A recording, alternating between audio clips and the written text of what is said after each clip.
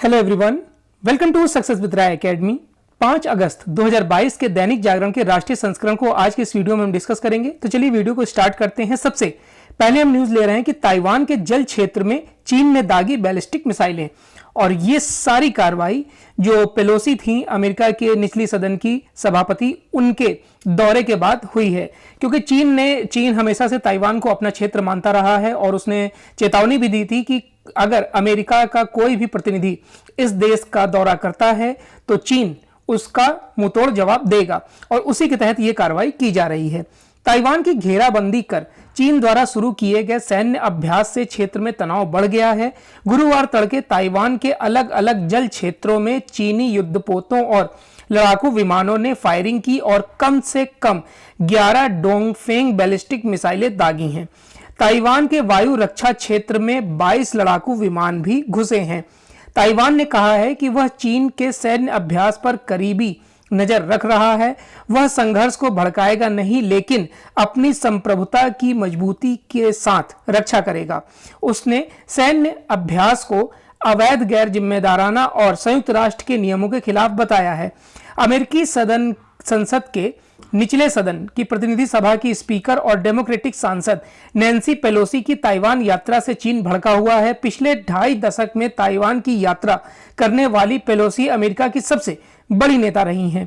चीन ताइवान को अपना बताता है, दूसरे देशों के नेताओं की यात्रा का विरोध करता रहा है। नेक्स्ट न्यूज है, हवाई रेल टिकट रद्द करने पर लगेगा जीएसटी। चेक बाउंस पर लगने वाले जुर्माने पर जीएसटी नहीं लगेगा, लेकिन होटल व टूर ऑपरेटर्स से कराई गई बुकिंग और हवाई और रेल के एसी टिकट को रद्द करने पर शुल्क का भुगतान करना होगा।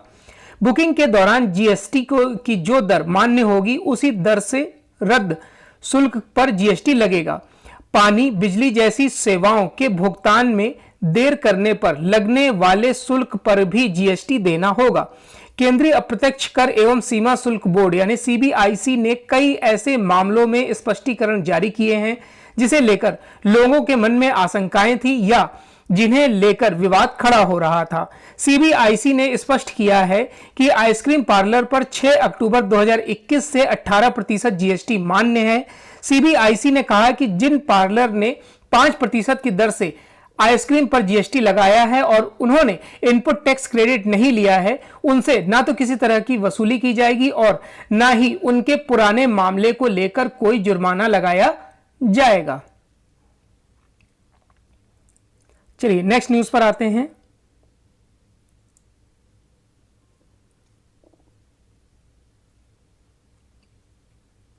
जस्टिस यूयू ललित का अगला प्रधान न्यायाधीश बनना तय।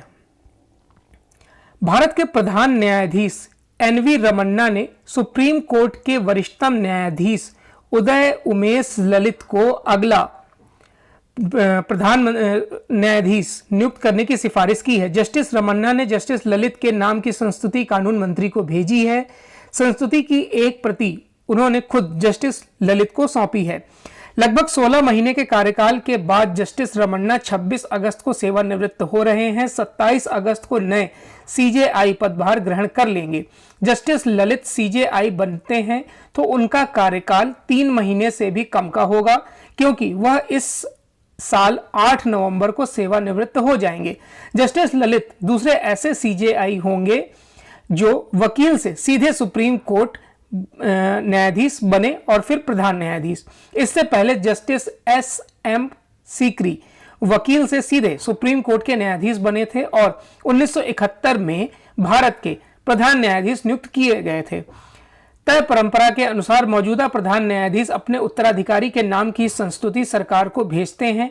चीफ जस्टिस ऑफिस को 3 अगस्त को कानून मंत्री किरण रिजिजू का पत्र प्राप्त हुआ था, जिसमें सीजेआई से उत्तराधिकारी के नाम की संस्तुति करने का अनुरोध किया गया था। जस्टिस रमन्ना ने उसी दिन कानून मंत्रालय को जस्टिस ललित को अगला प्रधान न्यायाधीश नियुक्त करने की सिफारिश भेज दी थी। बजट सत्र तक पारित हो जाएगा डाटा प्रोटेक्शन से जुड़ा नया बिल। इलेक्ट्रॉनिक्स एवं सूचना प्रौद्योगिकी मंत्री अश्विनी वैष्णव ने उम्मीद जताई है कि संसद के बजट सत्र तक डाटा प्रोटेक्शन बिल पारित हो जाएगा। सरकार ने बुधवार को लोकसभा में इस बिल को वापस ले लिया था। बिल को 11 दिसंबर 2019 को सदन में पेश किया गया था। इसके बाद इसे दोनों सदनों की संयुक्त समिति को भेज दिया गया था। समिति की रिपोर्ट 16 दिसंबर 2021 को लोकसभा में पेश की गई थी। वैष्णव ने कहा कि समिति ने अपनी रिपोर्ट में 81 संशोधनों के सुझाव दिए हैं। इसके अलावा 12 प्रमुख सुझाव भी दिए गए हैं। ऐसे में नया मसौदा लाना ही पड़ेगा। उन्होंने कहा कि निजता के सिद्धांतों और सुप्रीम कोर्ट के फैसले से किसी भी तरह का समझौता करे बगैर हमने नया मसौदा तैयार किया है। चलिए नेक्स्ट न्यूज पर आते हैं। ये एक इंपॉर्टेंट न्यूज है, देख लेते हैं, जिसमें आप अपनी राय दे सकते हैं। बच्चों की पढ़ाई मातृभाषा में हो या अंग्रेजी में, दीजिए राय। नई राष्ट्रीय शिक्षा नीति के बाद स्कूली शिक्षा के लिए नए पाठ्यक्रम को तैयार करने की जद्दोजहद चल रही है। हालांकि इसमें पहले इसका एक फ्रेमवर्क तैयार किया जाना है, जिसे लेकर NCERT यानी national council of education research and training यानी NCERT आम लोगों की राय जानने में जुटा है। इसे लेकर NCERT ने 10 सवाल पूछे हैं, जिनमें आम लोगों को यह बताना होगा कि वह बच्चों को स्कूल में मातृभाषा में पढ़ाना चाहते हैं या फिर अंग्रेजी संस्कृत में। इसके साथ ही स्कूल में पढ़ाने वाले शिक्षकों से वह कैसी अपेक्षा रखते हैं, उनके गौरव को कैसे बढ़ाया जा सकता है। NCERT ने नेशनल करिकुलम फ्रेमवर्क को लेकर आम लोगों के बीच राय शुमारी का यह अभियान इंटरनेट मीडिया व ऑनलाइन माध्यम से छेड़ा है। इसमें आम लोगों से WhatsApp, Facebook, email, Instagram, signal, SMS और सरकारी साइट्स के जरिए सवाल पूछे जा रहे हैं। इनमें सरकारी साइट्स का लिंक को क्लिक कर इस मुहिम से जुड़ सकते हैं। NCERT ने इसके साथ ही आम लोगों से जो और अहम सवाल पूछे हैं, उनमें स्कूलों में किस कक्षा के स्तर पर कौन से विषय वह पढ़ना चाहते हैं, इनमें तीसरी से 5वीं कक्षा के स्तर पर जिन विषयों का विकल्प दिया गया है, उनमें भाषाएं, पर्यावरण अध्ययन, गणित, सामाजिक विज्ञान, कला, शिल्प, खेल, योग व स्वास्थ्य आदि शामिल हैं।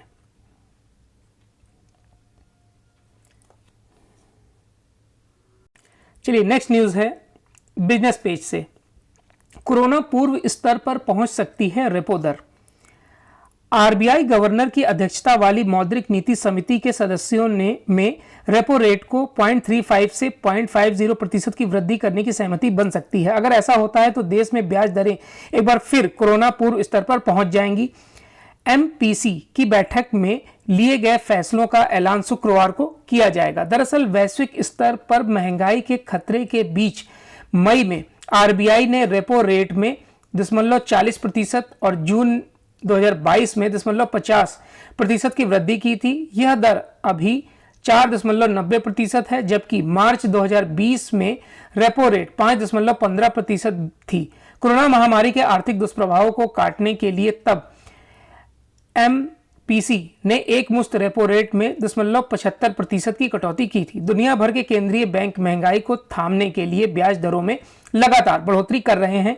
28 जुलाई को अमेरिका के फेडरल रिजर्व ने 75 आधार अंकों की वृद्धि की है, तो गुरुवार को इंग्लैंड के केंद्रीय बैंक ने प्रमुख उधारी दर में 0.50% की बढ़ोतरी की है। वैसे भारत में महंगाई की स्थिति कई दूसरे देशों के मुकाबले नियंत्रित दिखती है।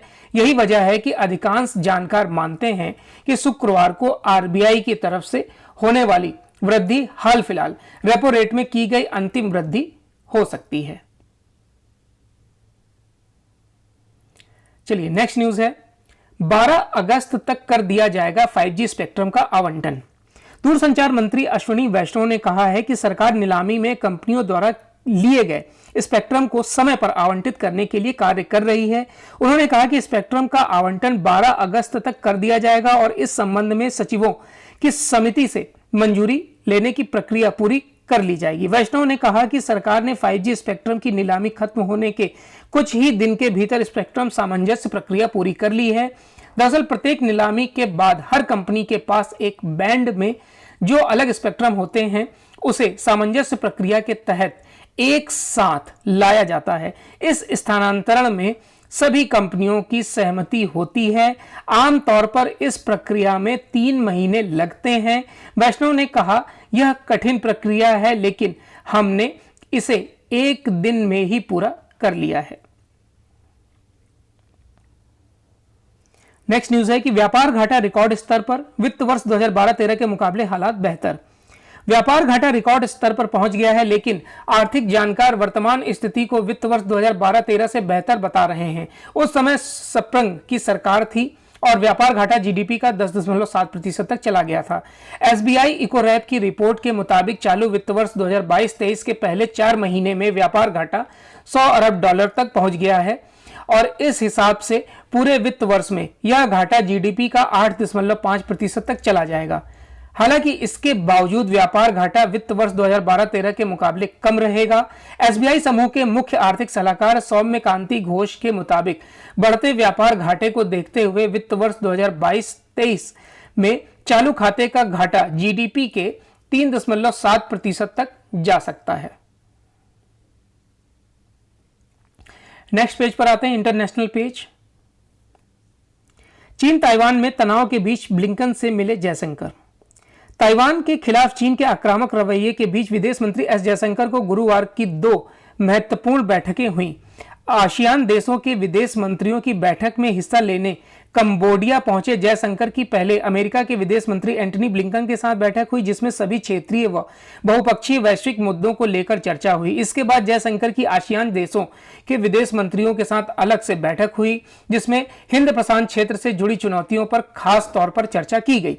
भारत की तरफ से आधिकारिक तौर पर यह नहीं बताया गया है कि इन बैठकों में ताइवान के मुद्दे पर चर्चा हुई है या नहीं, लेकिन आसियान बैठक में ताइवान का मुद्दा छाया हुआ है। सेना प्रमुख जनरल पांडे ने दक्षिण कोरियाई समकक्ष से की वार्ता। सेना प्रमुख जनरल मनोज पांडे ने गुरुवार को अपने दक्षिण कोरियाई समकक्ष जियोंग होंग के साथ द्विपक्षीय रक्षा संबंधों को बढ़ाने पर चर्चा की है। दक्षिण कोरिया भारत के लिए हथियारों एवं सैन्य उपकरणों का बड़ा आपूर्ति करता है। दोनों देशों ने 2019 में विभिन्न स्थलीय एवं जलीय प्रणालियों के संयुक्त उत्पादन में सहयोग के रोड मैप को अंतिम रूप दिया था। सेना ने ट्वीट किया कि सेना प्रमुख जनरल मनोज पांडे ने दक्षिण कोरिया के सेना प्रमुख जनरल पार्क जियोंग हॉन के साथ वीडियो कॉल के जरिए बातचीत की है। उन्होंने दोनों देशों के बीच रक्षा संबंधों को बढ़ाने के कदमों पर चर्चा की।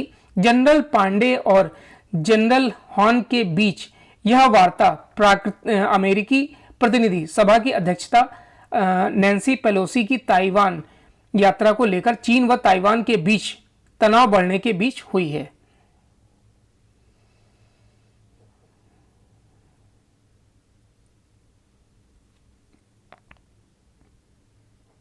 आतंकवाद के विरुद्ध विशेष बैठक की अक्टूबर में मेजबानी करेगा भारत आतंकवाद के विरुद्ध 29 अक्टूबर को एक विशेष बैठक में संयुक्त राष्ट्र सुरक्षा परिषद के 15 देशों के राजनयिकों की मेजबानी करेगा।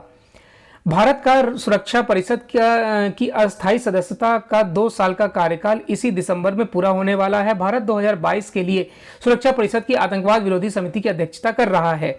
संयुक्त राष्ट्र सुरक्षा परिषद काउंटर टेररिज्म कमेटी ने भारत में कार्यकारी निदेशालय के सहयोग से नई और उभरती प्रौद्योगिकियों के दुरुपयोग से बढ़ते खतरे को ध्यान में रखते हुए विशेष बैठक का निर्णय लिया है।